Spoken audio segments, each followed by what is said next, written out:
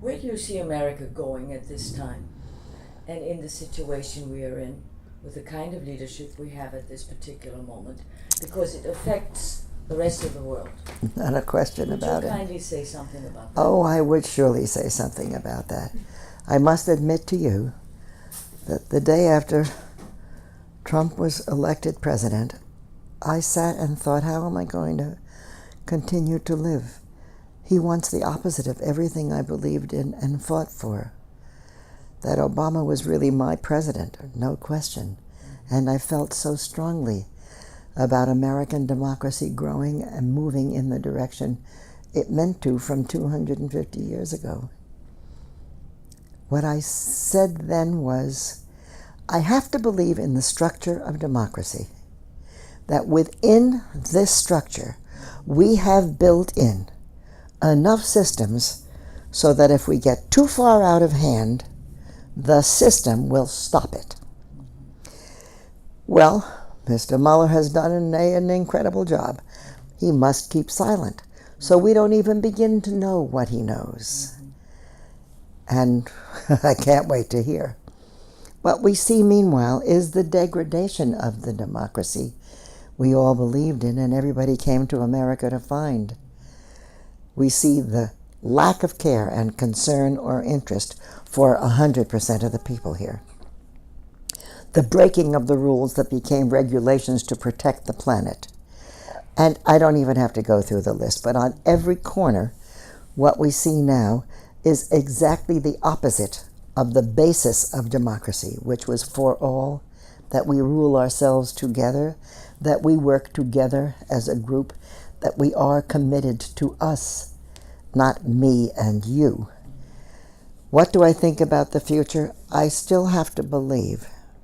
And of course, what he's done with our relationships in Europe, everybody that we were on the same side of. I lived through that war, the big war, and knew what it meant for all those countries to work together in a single purpose. And it was so powerful. The whole country agreed. We were all on the same side. And you can't imagine what it felt like to be part of that. No question. The only thing was, what shall I do? Which way shall we go? How can I help? When Russia entered the war, there was a lot of question about, but we created Russian war relief in America. And everybody was busy knitting blankets and sweaters and gloves to send off to whoever was going to need them. And it was that kind of global reach that made us feel America's substance. And of course, we came out to be the strongest country in the world after that because of our intentions. I cannot believe that our system will fail us. I believe that not only the system, but the people on the ground who are living to support it. How many million women went to march the day after Trump was elected? What about this March for Our Lives? That was all done by teenagers. They ran it all. And when they were in Washington and everybody, big stars, were saying, let me come on, let me talk, no. Only teenagers can talk. Only kids in school can talk. Listen to the strength and power of generating what they did, which was enormous. And I think there were 53 countries around the world that had marches the same day, all on this same subject of gun control. So from that point of view, I think human beings basically are good. So I have to believe that we will move forward, that we were going in the right direction, that the European Union was the right thing, that seeing the nationalism that's springing up now everywhere is enough to scare you to death, because that's not it. Europe used to fight each other, for heaven's sake. They didn't talk to each other. That's why there were so many different languages. And now they have a common money and the kinds of things that they're trying to do to, for example, be fair to gay people, that gay marriage can be accepted in every one of those countries. That was passed by the European Union. We're recognizing differences and accepting them. Because it's a fact, that's how we are. We are different. We are odd and different in so many ways. Our choices are different. So it looks odd to somebody else, but it's our choices. So I cannot believe that this country, which was based on we as human beings, can rule ourselves. that we have enough within us to be able to make a country and move it forward. And I think that theme will eventually move us on.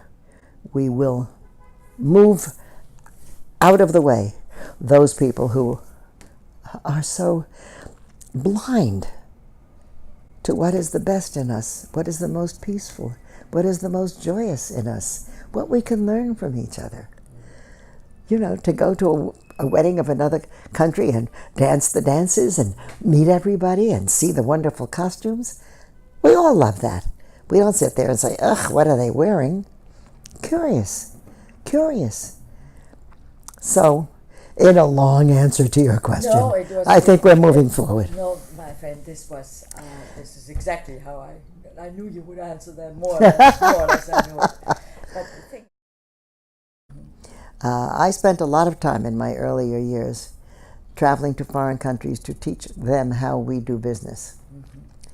And what is much more commonplace here that they would not think of.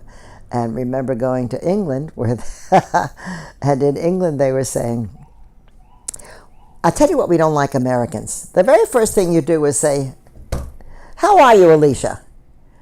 They don't know me. I don't know them. And men have always in England called each other by their last names. Well, Bronson, what about this? And the idea of walking into, and as they said many times, my family calls me by my first name. Other people do not. But we are so bold and in so many ways so available. We're available for you to call me Sonya. Yeah. That's okay. Yes, sir. But I feel that it is so too bad that in America they have cut out art and music and dance from daily schooling. And kids then have no connection to it, no feeling for it. I created a series called Meet the Arts, which played in the school systems throughout the country for a long time because kids in different places never saw museums or never saw modern dance or ballet or watched orchestras play and so on. But what it all has in common is the very best of us. Among us there are people who are sensitive, like extra antenna, that catch and see the essence of what's happening in the world at that time, and what people need to know, what they need to notice, what they need to be concerned about, what they need to respond to. And so we go to museums now to see and just think about it. Sculpture, architecture. We go to watch drama. I mean, why has Shakespeare been around for over 400 years? Because it's the essence of human emotions that he dealt with, of human issues that he dealt with, and we can still relate to them because they're still the same. They will always be there. The fact that we don't encourage in general life that kind of self-expression so that a man who comes home from a hard day's work has a chance to just go and work with wood or just paint something or collect something wonderful that he just loves what it looks like and that he has more and more of them and learns the history of the time at the same time. That we are not giving ourselves credit as a human race for the fact that these wonderful qualities have always been with us, and they have continued to tell us about the human spirit, about what life is like, how life has changed for us, and how we can respond. Now, what makes us able to go look at a Persian print and say, oh, that's beautiful. Did you live then? Do you know anything about it? How it was made? Or who was around at that time that would say this is something wonderful? And even now, as music has changed, and the technology has moved in and in many ways taken over, which of course bothers me because I still play a piano that looks like a piano. But what's really important is the drive to do it, the drive to find a means of expression. That is shown in the culture around the world, and so worthwhile to keep it in that sense separate because it shows us the incredible unity of the human being at the same time of the wide variety we can come up with It's endless. Somebody thought of that. Whoever thought to do that, make that, sound like that, write that. And the fact that poetry used to be very rigid in terms that it had to rhyme and had to have certain rhythms and so forth, and now the freedom, the continual freedom. You know, going through the 19th century, how music itself changed and became very personal, so that they didn't have to be part of, but could be individual. And Chopin, you know, schmaltzing around there. How come that we can still feel it?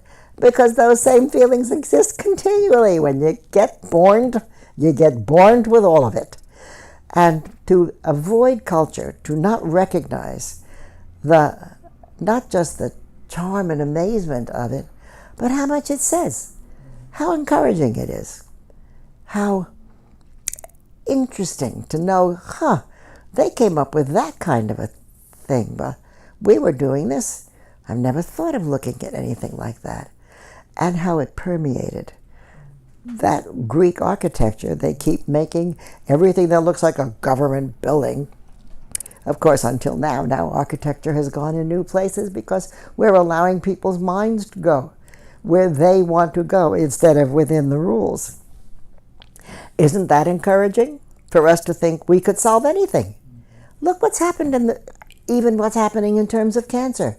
That there are new drugs that came out. I mean, even this week, they were talking about new drugs that have come out because the mind continues to manufacture it. Isn't it marvelous to be able to look at how the human mind has talked to us all these years, forever? And so I feel that culture gets short shrift. And in schools from the beginning, it should be such an important, integral part of what kids see and do every day.